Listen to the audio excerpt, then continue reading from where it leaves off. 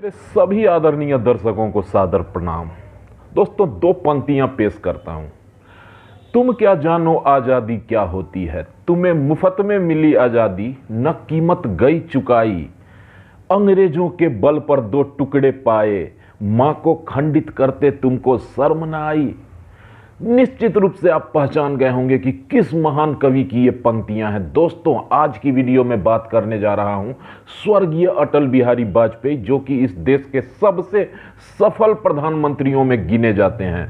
और इस special episode के लिए मैं आप सबों से स्पेशल रिक्वेस्ट करना चाहूँगा कि प्लीज़ बने रहिएगा इस छोटी सी वीडियो में, क्योंकि बहुत सारे जाने अनजाने किस्से अटल जी के बारे में साझा करने जा रहा हूँ। उससे पहले एक छोटी सी रिक्वेस्ट कि प्लीज़ वीडियो को लाइक करते जाना ताकि मोटिवेशन बना रहे, और अगर पहली बार चैनल पर विजिट कर रहे हो तो सब्सक्राइब भी कर लेना। दोस्तों, सारी दुनिया जानती है कि अटल बिहारी वाजपेयी अविवाहित थे और उन्होंने कभी विवाह नहीं किया।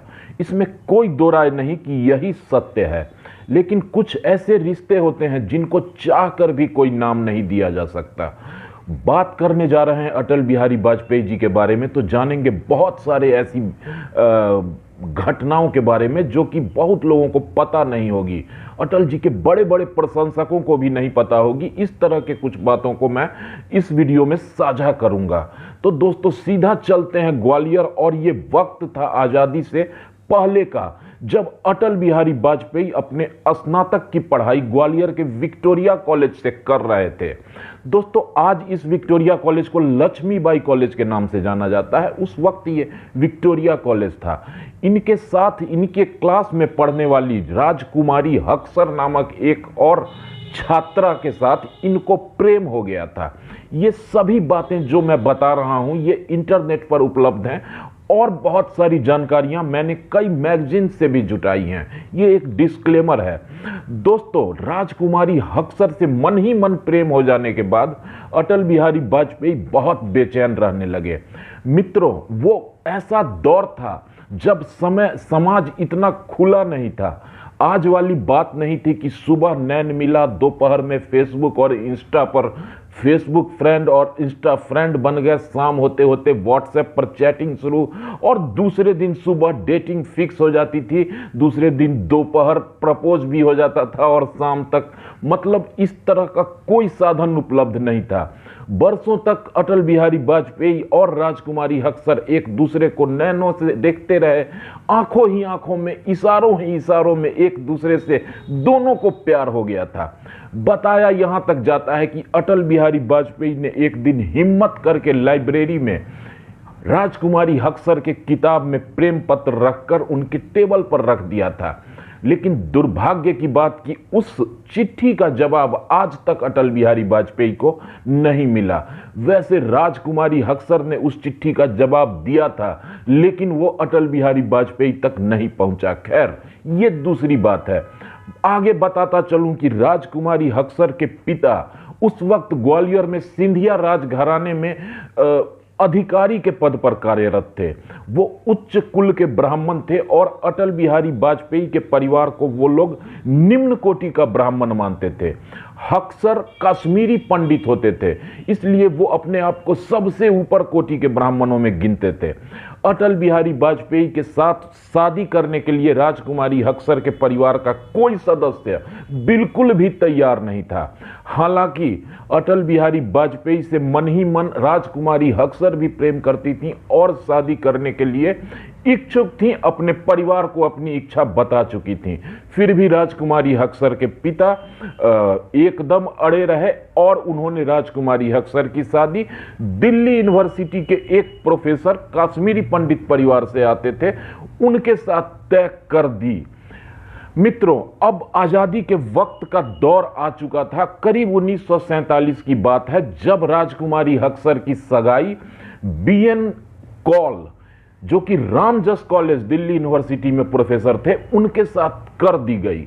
हालांकि आजादी मिल गई थी और दिल्ली के आसपास दंगे भड़क चुके थे, इसलिए राजकुमारी हक्सर और उनका पूरा परिवार ग्वालियर वापस आता है, और बीएन कॉल के साथ ग्वालियर में ही राजकुमारी हक्सर की शादी हो जाती है।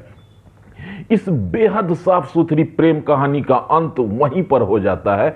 अटल बिहारी वाजपेयी भी मायूस निराश होकर अपनी जिंदगी में व्यस्त हो जाते हैं और राजकुमारी हक्सर बीएन कौल के साथ जब शांति होती है देश में बंटवारे के बाद, तो वापस दिल्ली यूनिवर्सिटी जाकर बीएन कौल साहब के साथ रामजस कॉलेज कैंपस में ही रहने लगती हैं, जहां उनको क्वार्टर मिला हुआ था, प्रोफेसर वाला क्वार्टर।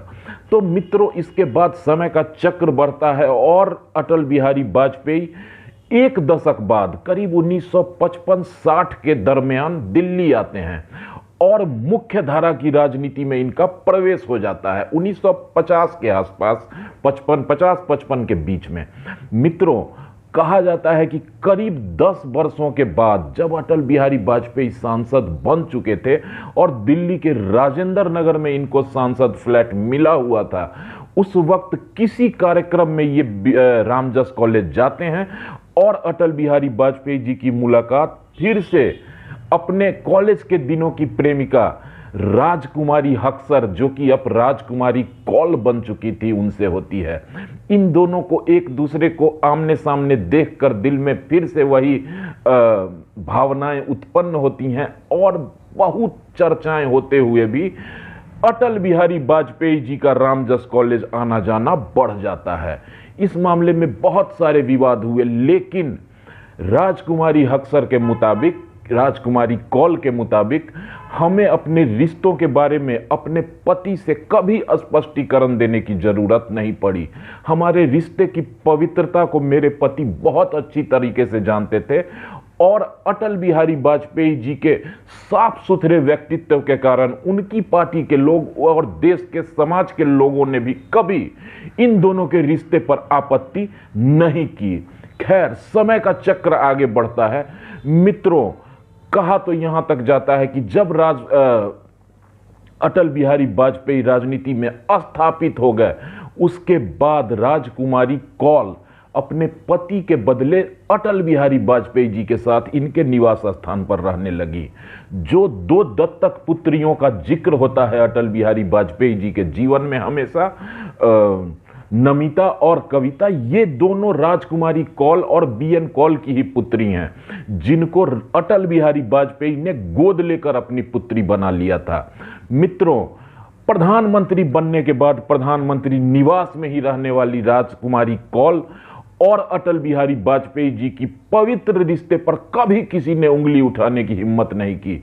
किसी भी सार्वजनिक जगह पर किसी भी प्रेस मीडिया ने अटल बिहारी वाजपेयी जी से ये पूछने की जुर्रत नहीं की कि ये कौन महिला हैं जो आपके प्रधानमंत्री निवास में हमेशा रहती हैं। आपके हर वीवीआईपी कॉल को आंसर करने का काम, आपकी हर दिनचर्या का काम, आपकी सभी जरूरतों को पूरा करने का काम इन महिला को दिया गया है। आखिर इनसे आपका क्या रिश्ता है? मित्रों, इन दोनों का रिश्ता जो भी था पवित्र था, निश्चल था, प्रेम का था और ये बात राजकुमारी कौल के पति बहुत अच्छी तरीके से जानते थे। राजकुमारी कौल के पति अपनी छोटी बेटी के साथ अमेरिका शिफ्ट कर गए और राजकुमारी कौल अटल बिहारी वाजपेयी जी के साथ प्रधानमंत्री निवास में रहने लगी थी। दोस्तों, अटल बिहारी वाजपेयी जी के प्रधानमंत्रित्व काल में उनके सलाहकार और करीबी मित्र सुधींद्र कुलकर्णी जी के शब्दों को बयां करना चाहूंगा, जिन्होंने कहा था एक प्रेस वार्ता के दौरान कि राजकुमारी कौल अटल जी की सब कुछ हैं। इतना प्रेम करते थे अटल बिहारी वाजपेयी राजकुमारी कौल से, लेकिन दुर्भाग्य से इस पवित्र रिश्ते को कोई नाम नहीं दिया जा सका, इसलिए इसे एक नाजायज रिश्ते की श्रेणी में ही रखा गया। फिर भी किसी ने इस पर उंगली नहीं उठाई, न इससे कभी राजकुमारी कौल के पति या उनके परिवार वालों को कोई ऐतराज हुआ। मित्रों, 2014 आते आते अटल बिहारी वाजपेयी जी अल्जाइमर नामक बीमारी से पीड़ित हो चुके थे। इनके सभी सेवा का काम, इनकी देखभाल एक बच्चे की तरह राजकुमारी कौल किया करती थी। लेकिन बहुत ही दुखद हुआ कि 2014 में राजकुमारी कौल जी की मृत्यु हो जाती है। अटल बिहारी वाजपेयी जी तो खुद बीमार थे, वो अंतिम संस्कार में नहीं जा सके, लेकिन इनकी हस्ती, राजकुमारी कौल जी की शख्सियत का अंदाजा आप इस बात से लगा सकते हैं कि इनके अंतिम संस्कार में राजनाथ सिंह, लाल कृष्ण आडवाणी, सोनिया गांधी समेत देश के तमाम दिग्गज नेता उपस्थित थे। मित्रों, अटल बिहारी वाजपेयी जी टूट चुके थे, राजकुमारी कौल जा चुकी थी। इस बेहद पवित्र निश्चल प्रेम कहानी का दुखद अंत हो चुका था, लेकिन राजकुमारी कौल ऊपर कहीं अटल जी का इंतजार कर रही थी और निश्चित रूप से कुछ दिनों बाद अटल जी भी अपनी राजकुमारी कौल के पास चले जाते हैं। और कैसी लगी आपको ये पवित्र निश्चल प्रेम कहानी, जिसको बहुत सारे लोग जानते होंगे, बहुत सारे लोग तो जानते भी नहीं होंगे। अगर अच्छी लगे तो कमेंट में ज़रूर सूचित करना दोस्तों, और अगर बुरी भी लगे तो भी सूचित कर देना। तब तक अपना ख्याल ज़रूर रखना। अगले बार अगली वीडियो में किसी न किसी मशहूर शख्सियत के बारे में फिर बातें करूंगा। तब तक के लिए take care and goodbye. Thank you.